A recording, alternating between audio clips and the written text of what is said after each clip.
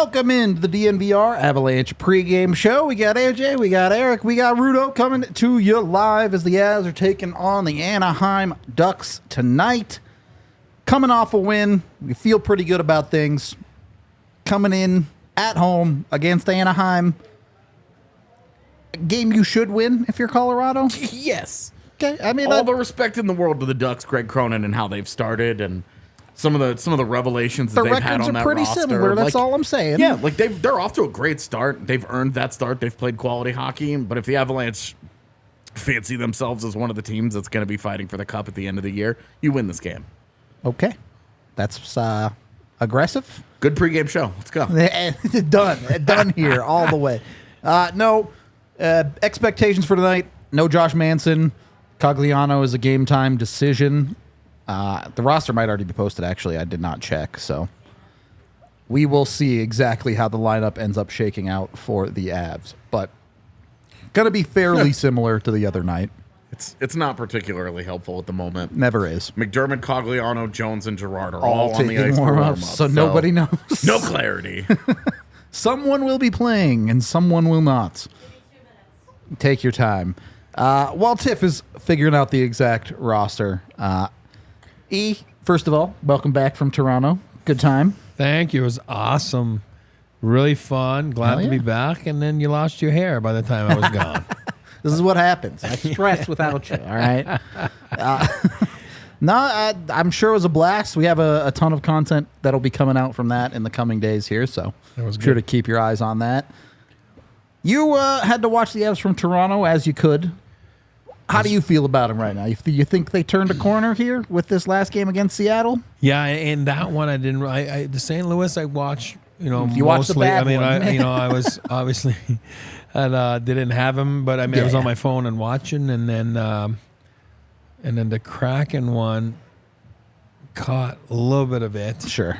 And then which was the last one? Also the Kraken. Oh, yeah, it's two Kraken. Yeah, that's why I'm getting all confused. Yeah, sorry.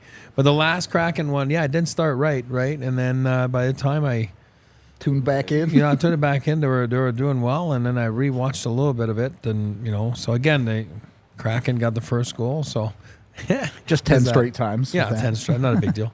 But it was it was good to see that they got back on track. It was good to see a guy like Drouin get it. I don't care that it wasn't an important goal. Mm-hmm. But still counts. It still counts. It takes the pressure off of you. So it's good to see. We'll see what it does. And might be important to him. Well, that's my point. It's when I meant not important on the score sheet, right? Yeah, you know what I mean? Got you. So yeah. No, I agree. I agree with your point. It's important to him because it makes you feel better. And now it's like string it together, right? Yep. You know what I mean? Yep. So get another one and build off of that and keep going. So should be an interesting one tonight. And yeah, I do think it'll be. Like AJ said, it's a game the Avs should win. It doesn't mean they will, but if they play their game, they should be the better hockey team. Which brings us to your 3 keys of the game. Yes. See, I'm glad to have him back. I felt lost in the pregame That's without right. him. I'm sure you were.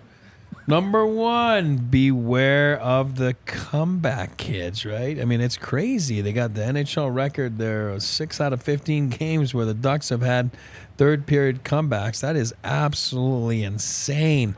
So you got to play a full 60. Hopefully the Avs are in the lead and, they don't give up that lead and they have a comeback. Kids hunt them. But, again, this is a team that played last night, so jump on them and get going early. Number 2.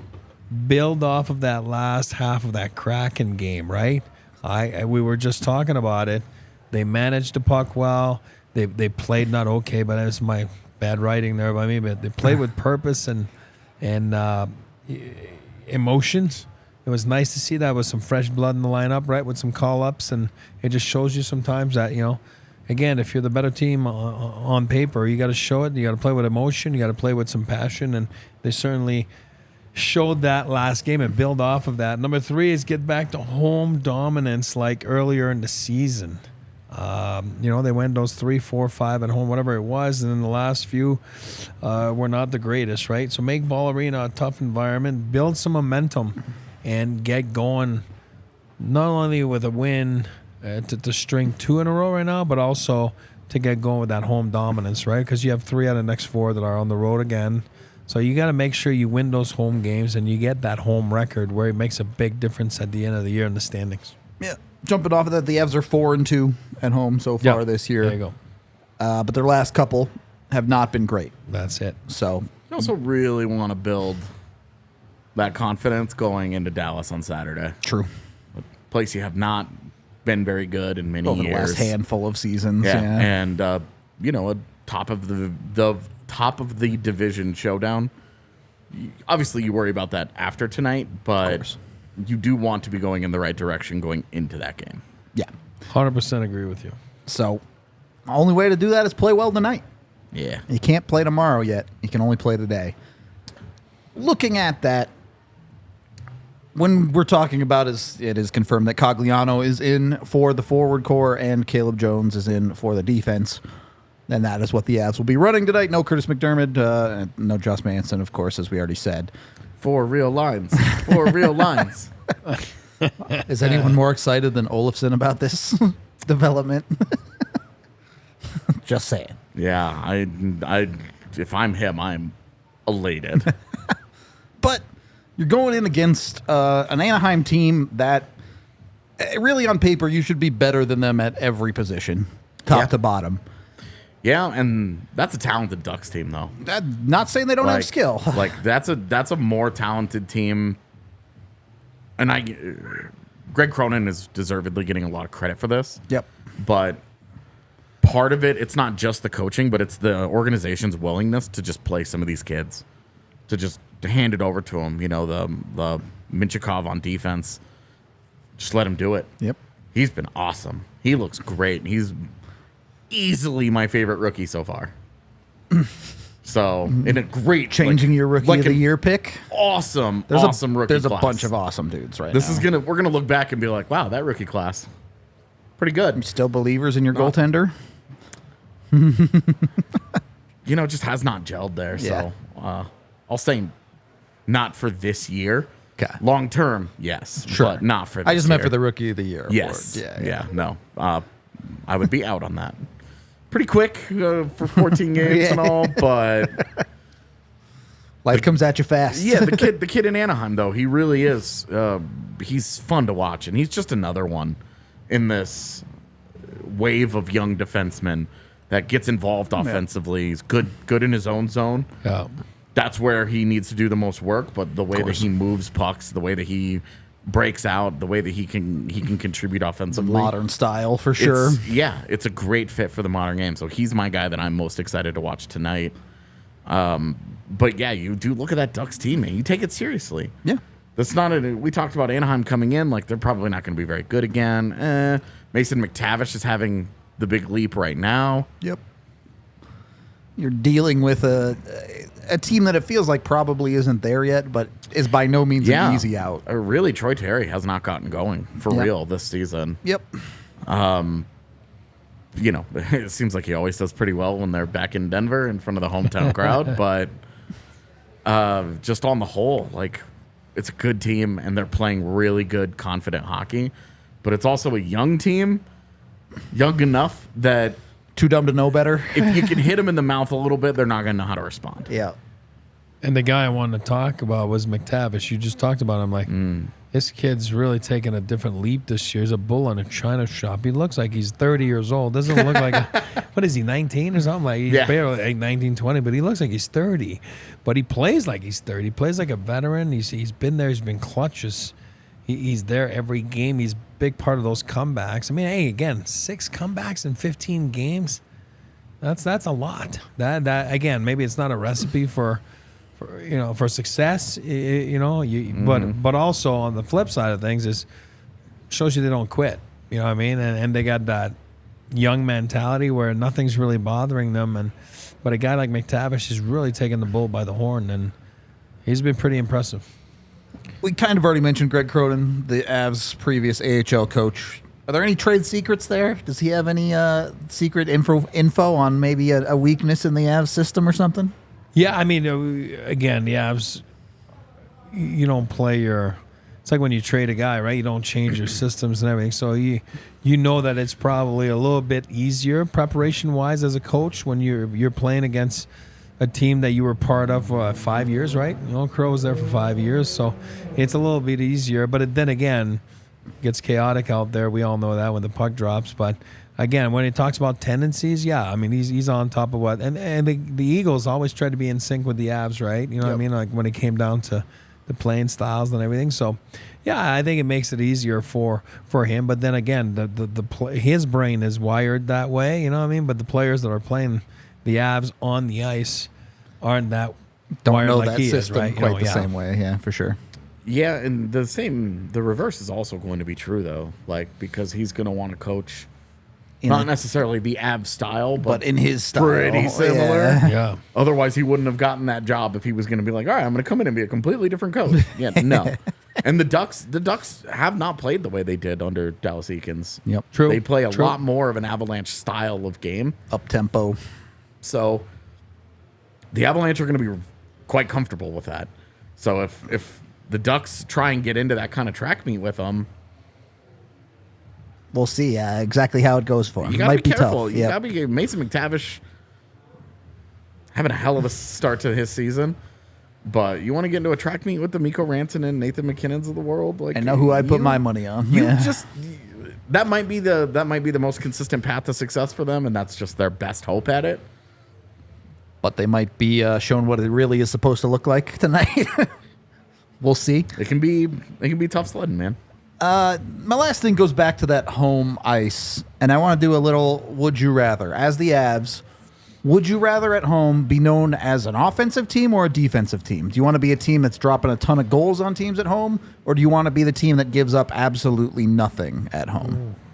Defensive, always. It's a good question, though. You know what I mean? I know AJ will pick defense before everything at all times. Mm-hmm. That's par for the course. I'm not arguing. Defense wins championship. We all know that. I mean, that's... You can't win a game without scoring a goal. No, I know. It's true, but if you look at the most common denominator between all of Colorado's success over the last few years, it's their defense. And it's not just defensively. It's the two-way. It's the way that they contribute offensively. The Avs win the other day, 5 points out of their defense. It's not an accident. That's the Avs working. Yep. So they are defensively. They when they lock it down, and even this year when we've talked about they've made big mistakes, they've had these big problems, this and that. You know, the Blues game is by far the worst culprit of this. For sure. They've had the Vegas game is bad in the way that it ends. Yep. But getting there was not that bad. Certainly the first period was not So bad. there has been a lot of really good defense played for a unit that you are thinking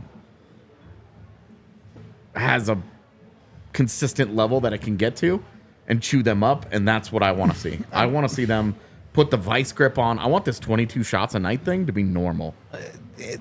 Eric talked about their comeback kids moniker for Anaheim. The Avs just gave up one shot on goal in the third period against Seattle the other night. For the record, I went back and found that shot on goal. Yeah. It is a dump in from outside the blue line from Adam Larson. So essentially It zero came shots 100 on feet goal. away, and it came with $140 to go in the game. Yeah. They went 21 minutes in between shots on goal because their last shot on goal in the second period was with 2.5 to Whatever, go. yeah. And then That was the next recorded the next shot one on goal. was with yeah. just under 2 to go in the third period. So put that comeback kids to the test. Have a lead in the third and lock them down. Maybe That'd be nice to see. I would be happy for the Avs to stop any nonsense like that. I'm moving on to my bets here, and I agree with AJ on this one. I'm calling the Mikko night. I think it's Mikko night right here. Mm-hmm. You can get the Avs money line, Mikko over 3.5 shots and at least an assist at plus 300, and you can get 30% profit boost on it. Thanks to Bet365. So make sure you get over there. You're betting on the Avs. There's a couple other good ones. There's a Makar bet parlay on there too that looked pretty darn good. So go check it out. Go over with Bet365 and get in on all the action. If you sign up with a new account with DNVR 365, you can get a ton of bonuses. Of course, you must be 21 or older, physically located in Colorado. Please gamble responsibly, and if you or someone you know has a gambling problem, call 1-800-GAMBLER today. All right, we are roughly about 10 minutes from puck drop. Any final thoughts on this pregame before we get ready for our watch along? Well, I'm excited to watch the game. Not like the For last real, few yeah. games. Like this. You've been a little busy. Yeah, I'm excited to watch, and I just want them to string something together, right? Yep, Like AJ said, that was a great point. Before going to Dallas, there, it'd be awesome to go on a high a little bit there. You're only as good as your last game, but you want to make sure that you string this one, and then all of a sudden you're at 2, and then you go and you beat one at a time, but then you feel good about yourself going into that game And coming out of it, the schedule's not incredibly challenging over the next couple of weeks. You get some teams that are struggling pretty badly. Yeah. So this is your week to start building towards not using next week, the week after that, as The fix-it week, exactly. That's the week where you start to separate. Maybe you can get 10, 15 points ahead of a Minnesota, while they continue to struggle before they can figure it out. Put distance there. We talked about it with Drew off the top of the show, right? It's a lot easier to be confident when things are going right. Yeah. Yep. Make life easy on yourselves. Give yourself some confidence. We do get one super chat here from Banks who says, "Welcome back, Eric, and congrats for your family." Thank you very much. Yeah, exactly that. I continue to be blown away how low-key you've been about the Hall of Fame. Well, I'm not in it. I know, but still. Even though it was pretty cool. It was pretty cool. It was really good. It was fun. It was a great honor. Tiff has something she wants to say, I guess. What do you guys think of the Cale Makar statue outside of Ball? Oh, I saw that. The Number infinity 8. loop. Yeah. It's a good start. Gonna have to build a real Cale Makar statue when it's all said and done. That's what I'm saying. You keep that there, and you put a Kale statue, and then you have a Jokic statue next to it. There you go. There you go. Not bad. Not bad look. You know what? Honestly, they should do, and this only just now occurred to me, and it's the greatest idea I've ever had. They need to make a Garden of the Gods ball arena version that'd be where they pretty- have Sakic, Forsberg, Waugh, Jokic. Jokic, Whoever. McKinnon, Makar, Landeskog, and Rantanen. It's very Avs heavy. That's not my fault. Look, if Jamal and Jokic win a bunch more, you put Jamal in there. Yeah. Exactly. Aaron Gordon can definitely work his way into that if he wants to. Like, I'm all about it. But there's a Garden of the Gods in Colorado Springs. Let's have a Garden of the Gods here. A little bit of a different vibe, but yeah. And it should be that one. It's the one that brings your city multiple championships like that. I'm here for it. I love this idea. I'm here for it all the way. Way better than a Pepsi logoed mountain. Yeah, Way better. Anyway, we're wrapping up this pregame show. Join us for the watch along, same YouTube channel if that's your thing. If not, we'll be live post-game breaking down whatever happens in the game. We hope to see you there, and we will talk to you in a little bit. We all silly like the mayor.